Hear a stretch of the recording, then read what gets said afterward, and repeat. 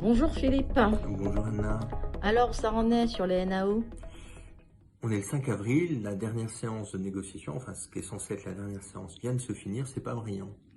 Et sur les mesures d'augmentation, ça bouge? Au mieux, ça frémit. Si on prend les mesures d'augmentation garanties, donc pour toutes et tous, pour les non-cadres fonctionnaires, c'est 1,35%. Pour les non-cadres de droit privé, c'est 2,8%. Pour les cadres, c'est 1,2%. On a déjà perdu du pouvoir d'achat l'année dernière, avec ce qu'on nous annonce comme inflation pour cette année, 4% et au-delà, on ne sait pas encore. C'est clair, hein, avec les propositions de la direction, toutes et tous les salariés d'Orange vont perdre du pouvoir d'achat. Mais les fonctionnaires vont-ils avoir la revalorisation du point d'indice? C'est quelque chose qui est annoncé avant les élections. Ça fait assez mesure électorale.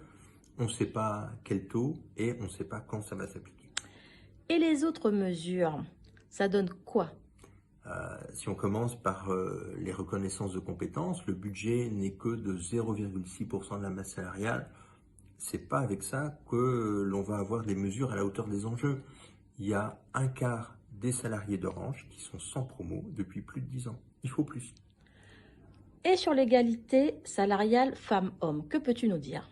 Eh bien, déjà, je peux dire que les femmes à Orange sont payées 5,7% de moins que les hommes en moyenne.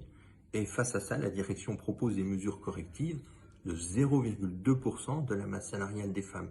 À ce rythme, 5,7% d'un côté, 0,2% de l'autre, on en a pour des dizaines d'années. C'est pourquoi la CGT propose de régler ça en 3 ans, avec 20 millions de consacrés chaque année.